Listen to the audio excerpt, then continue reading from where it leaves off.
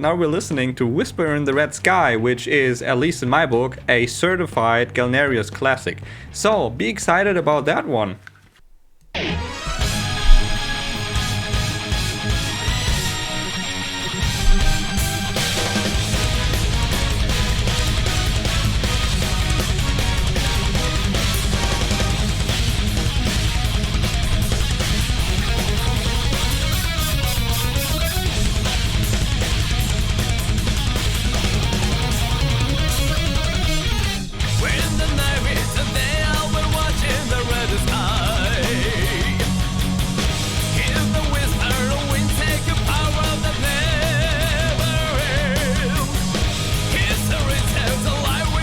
They do a lot of songs which sound like a very vivid red or orange sky or golden sky or whatever. They play a lot around with that, and you hear the sky already in the beginning. You're starting off with these, I don't know what that is, strings or somewhat airy sound, and we're having this somewhat scratchy sounding guitar riff, which gives this, I don't know.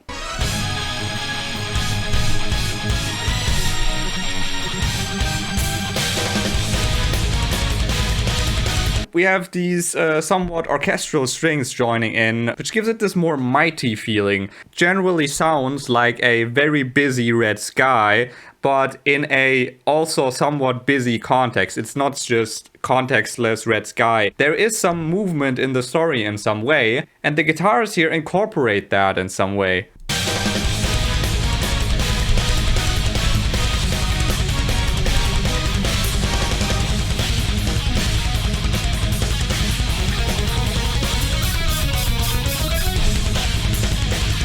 There's a conflict.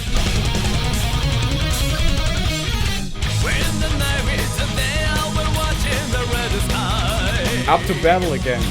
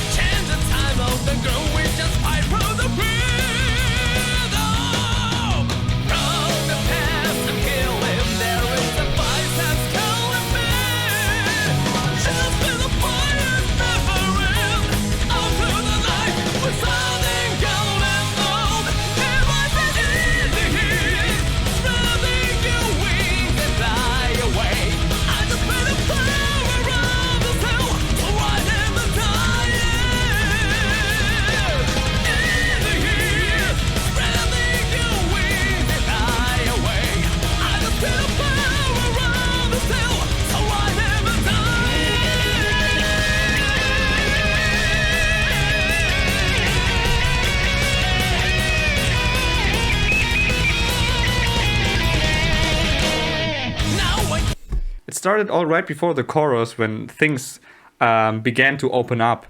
In this very short time frame, they gained this gradual depth, like we're gazing into some kind of far horizon, ending off with that little fling of Yuki's keyboard, giving it some kind of shimmer. And then we're just going a bit back into the gallop, just to transition in this grand chorus.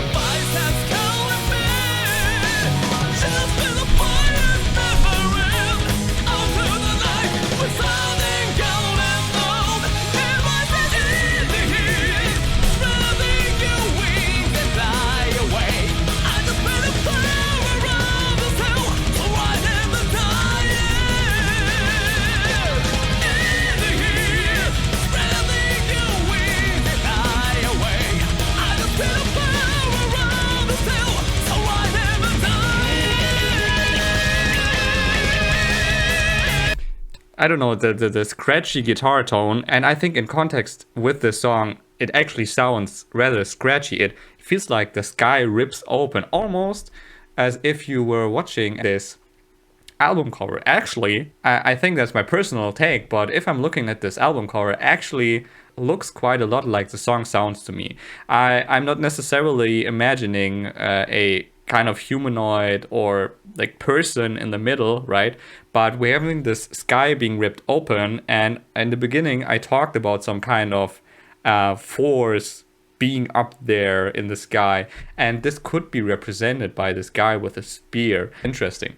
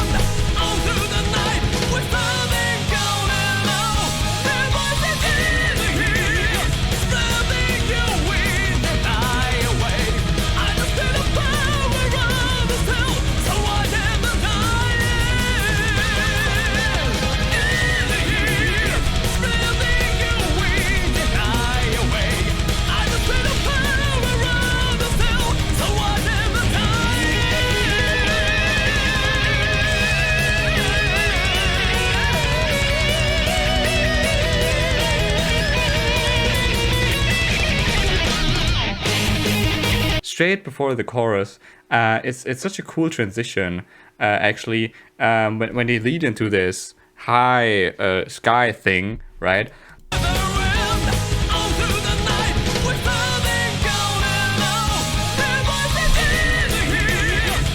That's so cool because it's lifting up, and it's like transitioning, literally transitioning, transforming into the sky above.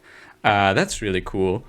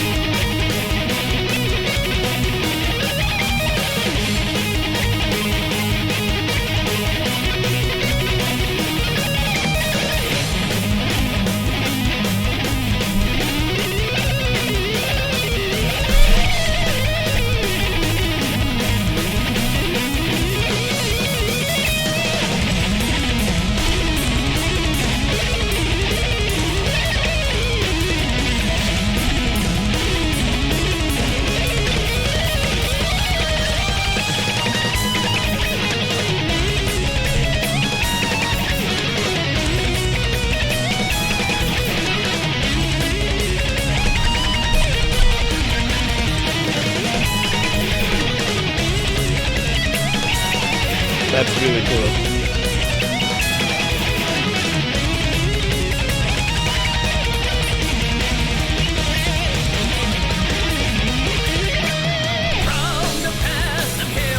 I think it was like two general parts. The first one where he just kept scrubbing through with, I think it was legato, just played this lightning fast notes for a somewhat long section this time, actually. And then he transitioned into this very iconic, I would say, Galneryus solo here, which, yeah, of course, has this standard neoclassical chord progression, but it just has this really cool sound, which has these different qualities to it. It has a certain playfulness in a neoclassical kind of way, like, I don't know, Baroque pieces or some musical pieces of that era had. But then, on the other hand, at the same time, to the same degree, it has a kind of elegance, which just like if we're just directly relating it to the sky, you know, if you have a really busy sky, there is just these two facets about it. On one hand, it is very busy. It can be very chaotic if you're having these like really complex cloud structures, and also it's very windy. They're constantly moving. It's this chaotic aspect. But completely despite of that, you're just looking at it, and it's something grand.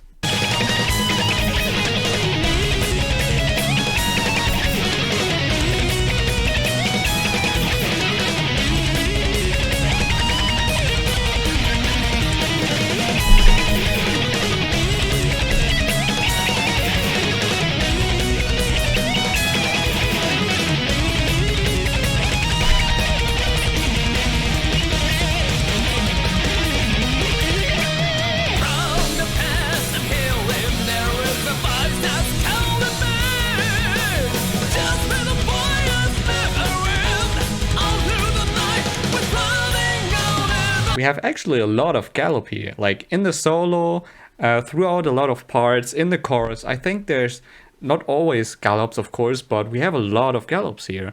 We're riding into battle again in some sense. We're having this battle theme back.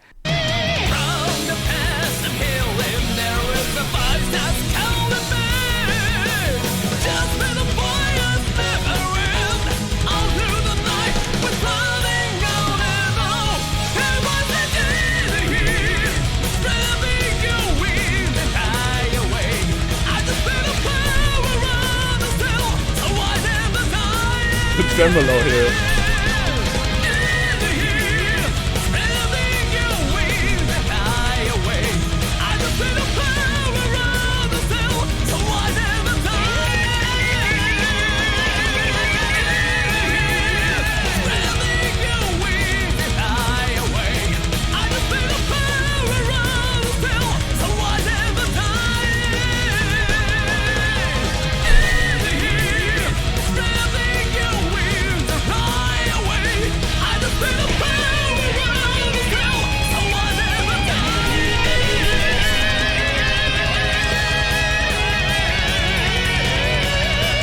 Several guitars here.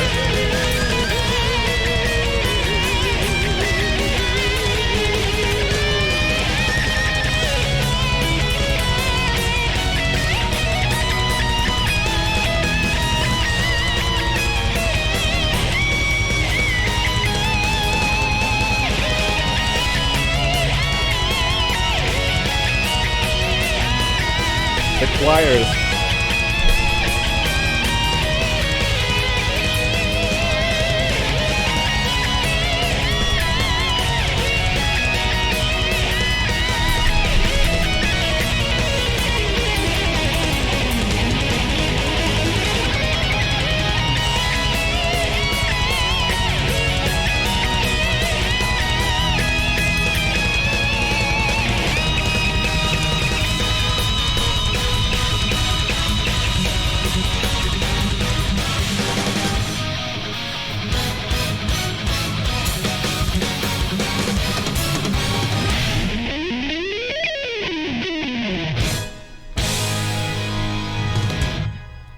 That was a great outro. In the end, we were just drifting through the red sky, I would say. That's what it sounded like to me. We were returning to the beginning, and we picked up again a lot of these elements. And also there was a continuation of the solo. We had a second solo in the end, and it was a direct sequel to the solo we had in the middle. What I found cool in the chorus is this, I think I pointed it out, this tremolo, which starts slowly and gets louder in the end.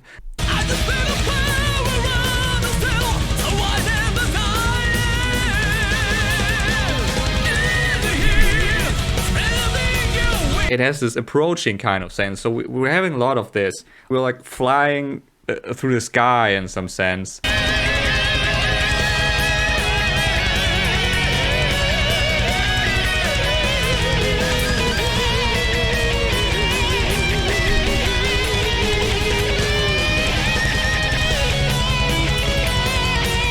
And together with these choirs, it has this culminating final grand feeling there, with this like variation of the melody he played in the solo, but it feels more, I don't know, it feels more comfy in some way, it feels more organic, it has more movement, it's smoother, it's more chill, it's more alive essentially.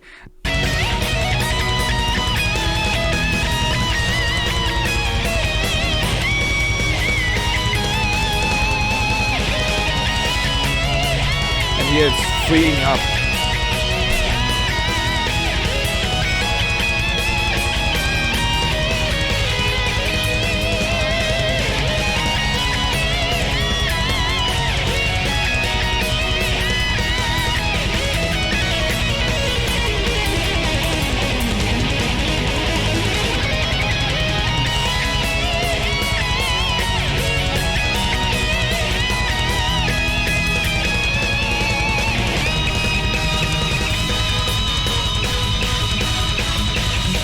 And with the switch back to the intro here, we just hear what a contrast we have established. We have reached this heavenly sounding state, and then we're jumping back to the beginning where it's just a bit more earthy. I don't know. We don't only have the sky, we have some animate force operating here.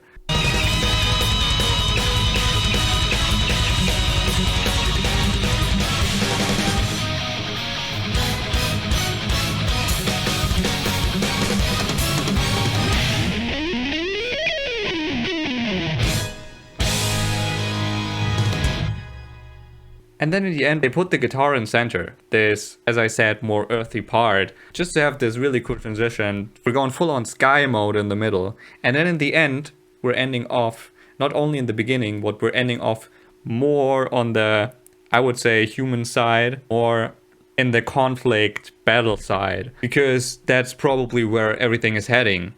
And now, of course, I would be interested in what the lyrics have to say. When the night meets the day, I will watch in the red sky. Heart the whisper of wind. Take a power that never end. History tells a lie. We don't believe the darkest age. Change the time of the gloom. We just fight for the freedom. My personal favorite would actually be the sunset and not the sunrise, but we're actually watching a sunrise here. So this is a red dawn of a new day, which kind of makes sense with this horizon theme. You know, something new is coming up. We're like traveling along this red horizon, and there is these, I don't know, all of those things waiting for us we don't yet see, which are not yet there, but it's kind of represented by the vastness of this red sky. Heart the whisper of the wind. I don't know if that's a typo, if it's like something like hear the whisper of the wind, which would make a bit more sense. Okay, maybe I'm not to judge if it makes sense or not. Take a power that never end. But I would read this as hear the whisper of the wind. You know, from the horizon there comes this wind and it tells us something, or it gives us something. Take a power that never end. History tells a lie. From the past I'm hearing there is a voice that's calling me. Just feel the fire, it's never end. On through the night we are striding on and on. So there is remains of the past, something that's coming back from the depths of the past, essentially. There's not directly a comment if it's something positive or negative, but it seems it's rather something negative. We don't believe the darkest age. History tells a lie. I mean, this could mean things aren't the way we thought they were, but it could also mean there is something there from the past, some remains of the past which are not good, but we don't want that to be true, so we're denying it. And here we're in the red sky. This is the chorus. Hear the voices in the heat, spreading your wings and fly away. I just feel your power of the steel, so I'll never die. In the heat, spreading your wings and fly away. I just feel the power of the steel, so I'll never die. Okay, we have 2 times the same thing. The wings are back, baby, and we fly away again. Yay. And we have the power of steel again, and it's your power of steel. I just feel your power of steel. We have a lot of this.